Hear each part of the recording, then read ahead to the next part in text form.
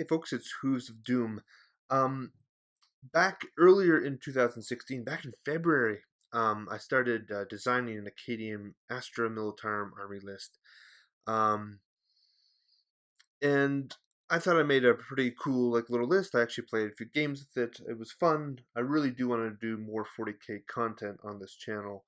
And just like the Free Guild video that I recently made, this is basically rethinking the army list as I kind of launch myself back into the hobby project and begin to paint the Astra Militarum army again, really in earnest.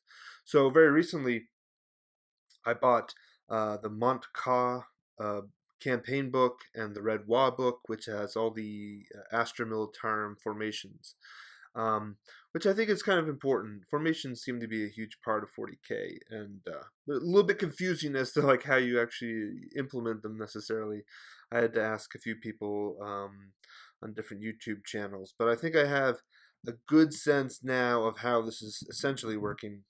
And because I have these books, I'm now going to kind of add a few things to it.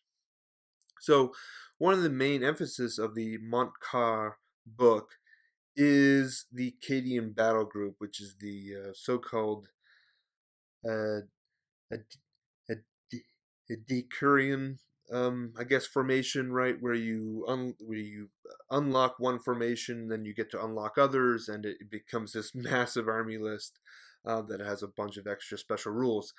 Um, I think the Cadian Battle Group looks really interesting, but the way that it's set up, if you go down that specific route, it's almost unfeasible.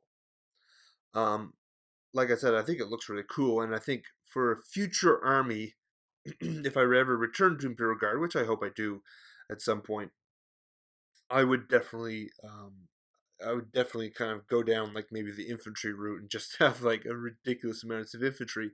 But I'll tell you right now, it has some interesting rules. Your commander gets to issue an additional order, and the range is doubled, so it makes pretty good. And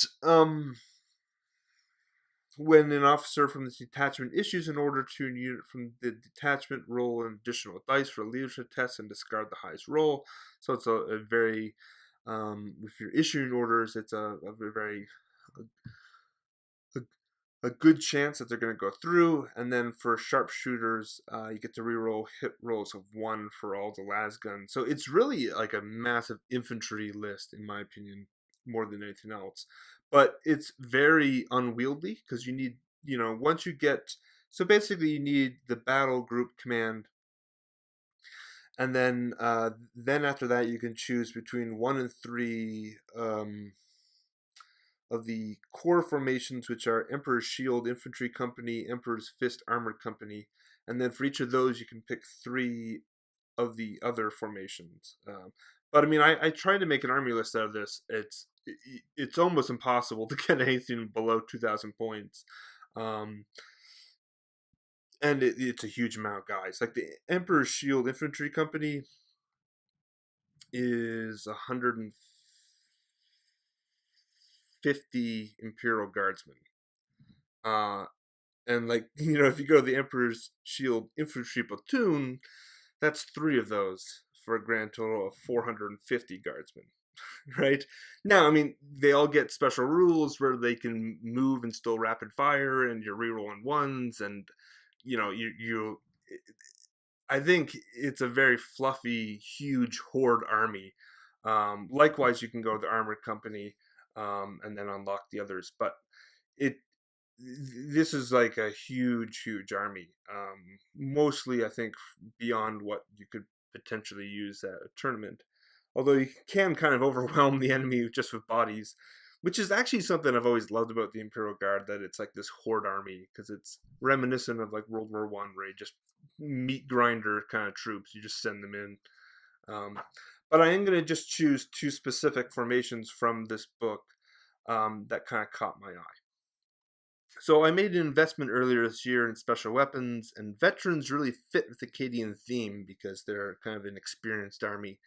So, and I was using a bunch of veterans in my earlier games, and I think they're fun.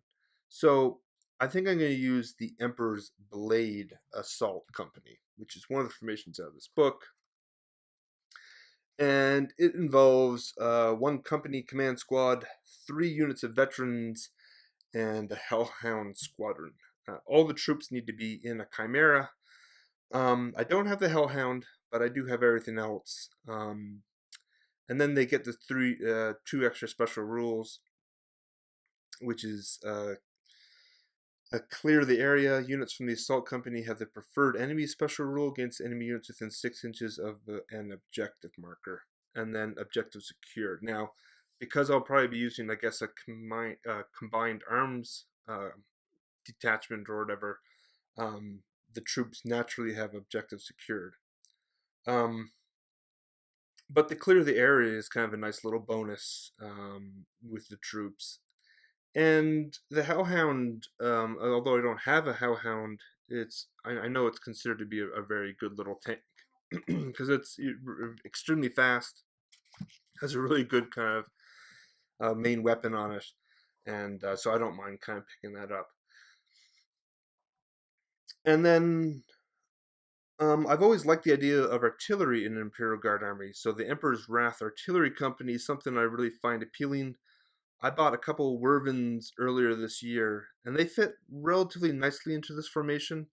They naturally have some of the bonuses, so they're not necessarily ideal. I think a couple extra basilisks might be better, but the officer in the formation can only issue 2 orders, so you can kind of focus on the basilisk and the manticore, and then let the Wervins do their own thing. So I think they're fine. So you need a company command squad for this formation, 2 units chosen from any combination, which is either basilisks, hydra, or Wervins, and 1 unit chosen from the following list: Manticore, Death Strike, and then 1 to 3 engineers, which I have an engine guy as well. So the artillery company, it has 3 special rules. He can issue, and you can't normally issue these to, I think, artillery units or tanks, but now in this formation you can. So you get a smite at will, suppressive fire, and fire on my target. Now this provides a split fire so that they can fire at multiple different targets. Suppressive fire causes the potential for the unit to be pinned, and then fire on my target ignores cover.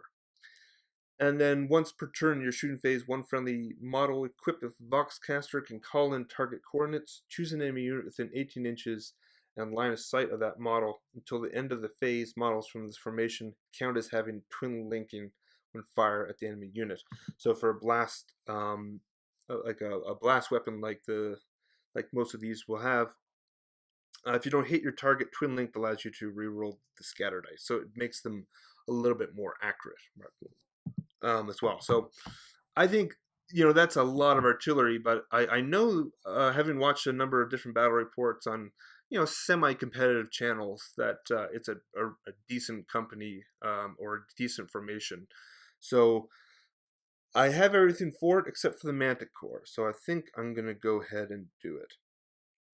So this is kind of the army that I'm now thinking of doing. And 1 second. Go. And I think it has some of the main elements that I was using before. So I have a company command squad with the Emperor's Blade. I forgot to mention that all these veterans must also be in a Chimera. So I had some extra points, so I just kind of gave them a couple of plasma guns and a medipack. Other than that, it's pretty standard. And then 3 units of veterans with melted guns, Voxcasters, Chimera, smoke launchers. Because these things will probably be, going towards the objectives, there's a good chance that I can get the artillery to be a twin linked, almost every single time I shoot. So that's, it's a very effective kind of artillery detachment if they're ignoring cover and they're also more accurate and so on and so forth. And then they have the Hellhound in there as well. And so I had a few extra points, so I decided to just add an infantry platoon in. Um, Pretty much bare bones, grenade launchers and the radios, just to basically surround the artillery and, maybe hold up an enemy for a turn or something.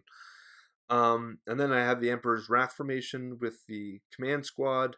I gave him a relic from the Cadian book that's in the Monk Ta as well, that they can issue an order, and they fail only if they roll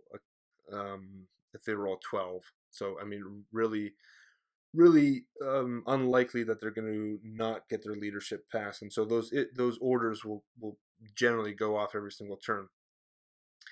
And then I have 2 basilisks and 2 wervins, a manticore, and an engine seer. And then I have 2 vendettas that I bought earlier this year, and I'll be using 1 in this little army list. So I'm going to try this out.